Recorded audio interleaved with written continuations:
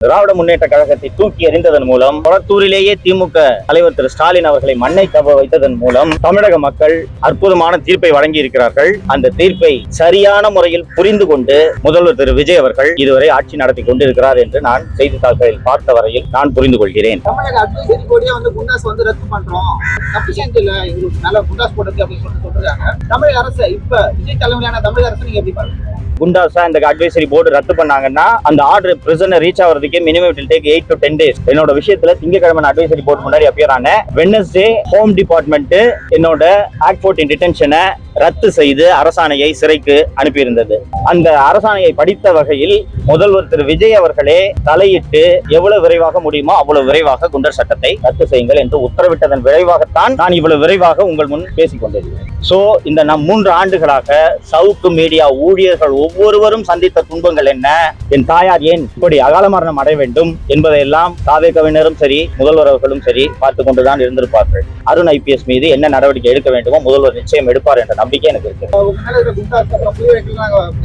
இந்த அரசே நீக்கி இருக்காங்க. இந்த ஆட்சியில ஊடக சுதந்திரம் இருக்குன்னு போட்டு நீங்க ஃபீல் பண்றீங்களா? எதிர்காலத்துல எப்படி இருக்குன்னு? நிச்சயமாக திமுகவை போல ஒரு கொடூர மனது படைத்த ஒரு கட்சி எந்த காலத்திலும் இருக்க முடியாது. ஸ்டாலின் அவர்கள் மீண்டும் நம்ம ஆட்சி தான் வரப்போகுது 5 மாசத்துக்குள்ள, எல்லாரும் வெயிட் பண்ணி பாருங்க அப்படின்னு சொல்லியிருக்காரு. அதை பத்தி உங்களோட கருத்து? இதே ஸ்டாலின் தானங்க 200 தொகுதிக்கு மேல ஜெயிப்போம்னு சொன்னாரு.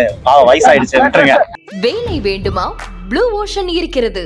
10th 12th டிப்ளமோ டிகிரி படித்தவர்களுக்கு உணவு, தங்குமிடம், ESI, PF இன்சூரன்ஸ் உள்ளிட்ட சலுகைகளுடன் அனுபவத்திற்கேற்ற நல்ல சம்பளம் 15,000 முதல் 30,000 வரை. பெண்களுக்கு முன்னுரிமை. 2,000க்கும் மேற்பட்ட வேலை வாய்ப்புகள் உள்ளன. இப்போதே தொடர்பு கொள்ளுங்கள். Blue ocean.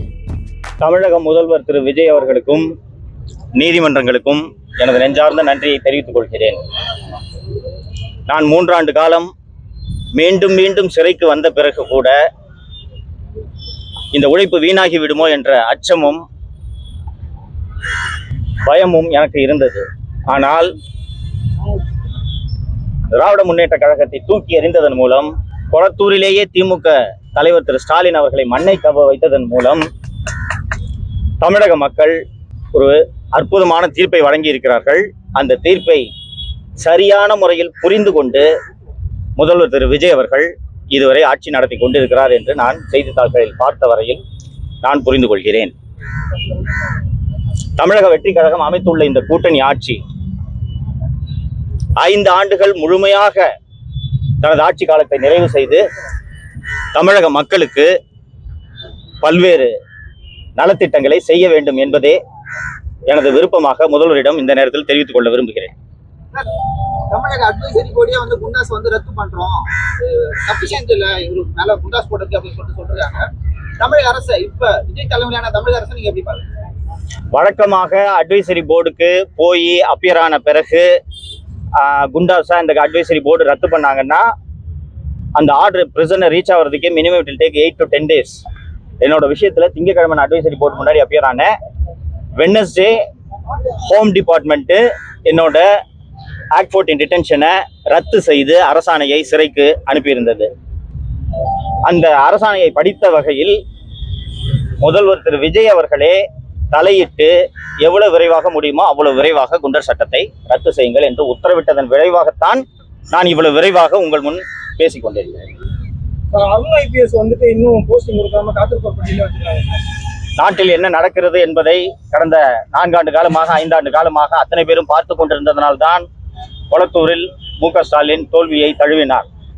இதையெல்லாம் பார்த்ததனால்தான் திமுக ஆட்சி மீண்டும் வராது என்று அத்தனை எதிர்கட்சிகள் அத்தனையும் பிரச்சாரம் செய்தன. அதில் முதல்வர் திரு விஜய் அவர்கள் வெற்றி பெற்றிருக்கிறார்.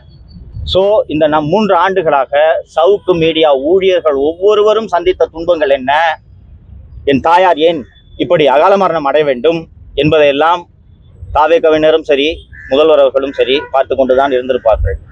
சோ அருண் IPS மீது என்ன நடவடிக்கை எடுக்க வேண்டுமோ முதல்வர் நிச்சயம் எடுப்பார் என்ற நம்பிக்கை எனக்கு இருக்கிறது. யாரை வேணுமானாலும் சந்திக்கிறதுக்கு நான் எப்போதும் தயாராக இருக்கிறேன். முதல்வர் அழைப்பு விடுத்தால் சந்திக்க நான் தயாராக இருக்கிறேன். இந்த அரசே நீக்கி இருக்காங்க. இந்த ஆட்சியில ஊடக சுதந்திரம் இருக்குன்னு போட்டு நீங்க ஃபீல் பண்றீங்களா? எதிர்காலத்துல எப்படி இருக்குன்னு? நிச்சயமாக திமுகவை போல ஒரு கொடூர மனது படைத்த ஒரு கட்சி எந்த காலத்திலும் இருக்க முடியாது. தமிழகத்தில் இதற்கு முன்பு எவ்வளவோ முதல்வர்கள் ஆண்டிருக்கிறார்கள். ஊடகங்களிடம் கெஞ்சுவார்கள், கேட்பார்கள், கொஞ்சம் கம்மியா திட்டுங்க என்று.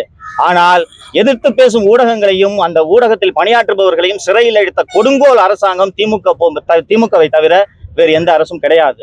முதல்வர் திரு விஜய் அவர்கள் ஊடகங்களில் வரக்கூடிய ஒவ்வொரு சின்ன சின்ன விமர்சனங்களையும் கவனத்தில் கொண்டு பல்வேறு திருத்தங்களை செய்திருக்கிறார் என்பதை அவரது செயல்பாடுகளிலிருந்து நான் பார்க்க முடிகிறது. சோ ஊடகங்களாக இருக்கட்டும், இன்னொன்று தற்போது தமிழகத்தில் அமைந்துள்ளது ஒரு கூட்டணி ஆட்சி என்பதால் மேலும் கூடுதலாக ஜனநாயகம் இருக்கும். விஜய்க்கு தெரியாமல் விஜயின் காவல்துறையினர் ஏதாவது ஒரு நெருக்கடிகளில் ஈடுபட்டால் கூட கூட்டணி கட்சிகள் இப்போது அமைச்சரவையில் பங்கேற்றிருக்கக்கூடிய கட்சிகளே திரு விஜய் அவர்களிடம் இதை சுட்டிக்காட்டும் என்பதால் தமிழகத்தில் ஊடக சுதந்திரம் வலுவாக இருக்கும். திரு விஜய் அவர்கள் ஆட்சியில் சிறப்பாக ஊடகங்கள் செயல்பட வேண்டும் என்று நான் விரும்புகிறேன். தமிழக வரலாற்றில் இந்த மாதிரி கூட்டணி ஆட்சி வந்து அமைஞ்சது. இந்த கூட்டணி ஆட்சி நீங்க எப்படி பாக்குறீங்க? 2004 மற்றும் 2009 ஆகிய ஆண்டு காலங்களில் மத்தியிலே மன்மோகன் சிங் தலைமையிலான ஐக்கிய முற்போக்கு கூட்டணி ஆண்ட அந்த 10 ஆண்டு காலத்தில் தான் இந்தியா மிகச்சிறப்பான பொருளாதார வளர்ச்சி அடைந்தது. இந்தியா உலகமே மிகப்பெரிய பொருளாதார நெருக்கடியை சந்தித்த போது இந்தியாவின் ரூபாய் வளர்ச்சி அடைந்தது. வறுமை கோட்டுக்கு கீழே உள்ள மக்களின் எண்ணிக்கை குறைக்கப்பட்டது. உணவு பாதுகாப்பு சட்டம் கொண்டு வரப்பட்டது. தகவல் அறியும் உரிமை சட்டம் கொண்டு வரப்பட்டது. சோ இது எல்லாமே அந்த கூட்டணி ஆட்சி என்ற ஒரே காரணத்தால் பல்வேறு கட்சிகள் சேர்ந்து இத்தகைய நலத்திட்டங்களை மக்களுக்கு 100 நாள் வேலை திட்டம் மிக முக்கியமாக இன்று வரை செயல்படுத்தப்பட்டுக் கொண்டிருக்கக்கூடிய திட்டம், இது எல்லாமே அந்த கூட்டணி ஆட்சியில் அமைந்தது. அதனால் இந்த கூட்டணி ஆட்சியும் சிறப்பாக செயல்படும். இப்போ டூவோபோல் இருந்துச்சு, ஏடிஎம்கே டிஎம்கே இருந்த வரைக்கும் பல்வேறு குறைகள் அதில் இருந்தன. அந்த குறைகள் இந்த கூட்டணி ஆட்சியில் நிவர்த்தி செய்யப்பட்டு செம்மையாக செயல்படும் என்று எனக்கு நம்பிக்கை இருக்கிறது. 8 பேர் தலித் அமைச்சர்கள் வந்து அமைச்சரவையில் இருக்காங்க. வரலாறுலேயே வந்து அந்த மாதிரி இல்ல. நாங்க சமூக நீதி ஆட்சி தரம் சொல்ற திமுக ஆட்சியிலே அது இல்ல. தமிழக வெற்றி கழகத்தின் ஆட்சியில வந்து அது இருக்கு.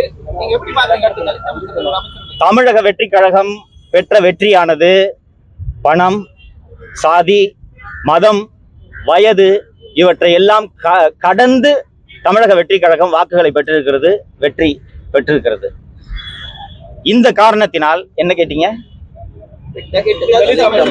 இந்த காரணத்தினால் தமிழக முதல்வர் திரு விஜய் அவர்களுக்கு இந்த சாதிக்கு பிரதிநிதித்துவம் கொடுக்க வேண்டும், இந்த சாதிக்கு அமைச்சர் பதவி கொடுக்கலன்னா இந்த சாதி ஜனங்க கோச்சுப்பாங்கன்ற அச்சம் திரு விஜய் அவர்களுக்கு துளியும் இல்லை என்று நான் கருதுகிறேன்.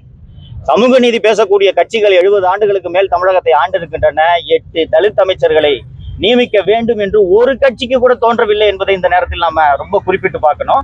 சோ கண்ணை மூடிட்டு யார் என்ன நினைச்சாலும் பரவாயில்ல, நான் 8 தலித்துகளை அமைச்சராக்குவேன் என்று விஜய் சொல்லக்கூடியதே சமூக நீதியில் அவர் தீவிரமாக கவனம் செலுத்துவார் என்ற நம்பிக்கையை ஏற்படுத்துகிறது.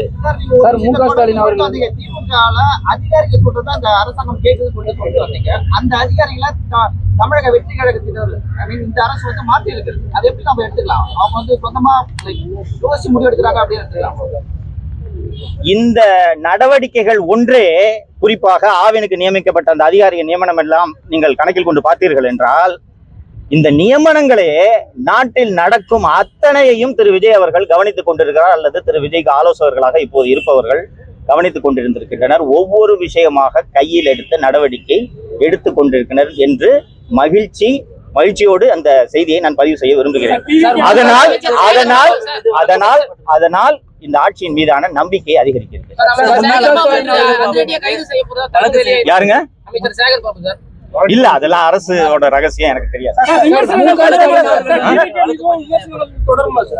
நான் ஒரு ஊடகவியலாளனாக என்னுடைய பணியை நெறி தவறாமல் தொடர்ந்து செய்ய வேண்டும் என்பதுதான் என்னுடைய ஒரே விருப்பம். எந்த ஆட்சியாக இருந்தாலும் சரி. இவ்வளவு கொடூரத்தை எனக்கு செஞ்ச போது கூட நான் திமுக ஆட்சியை தொடர்ந்து விமர்சனம் பண்ணிட்டு தானே இருந்தேன். அப்போ ஒரு பிளசண்டான அரசு இருக்கும்போது குறைகளை சுட்டி காட்டுறதுல என்ன தயக்கம் இருக்க போகுது எனக்கு? அதனால ஊடக சேர்ந்து நான் ஏற்கனவே சொன்ன கேள்வி பதில் சொன்ன மாதிரி ஸ்டாலின் அவர்கள் வந்துட்டு மீண்டும் நம்ம ஆட்சி தான் வரப்போகுது 5 மாசத்துக்குள்ள, எல்லாரும் வெயிட் பண்ணி பாருங்க அப்படின்னு சொல்லியிருக்காரு. அதை பத்தி உங்களோட கருத்து? இதே ஸ்டாலின் தானங்க 200 தொகுதிக்கு மேல ஜெயிப்போம்னு சொன்னாரு. வயசாயிடுச்சு, விட்டுருங்க. நன்றி.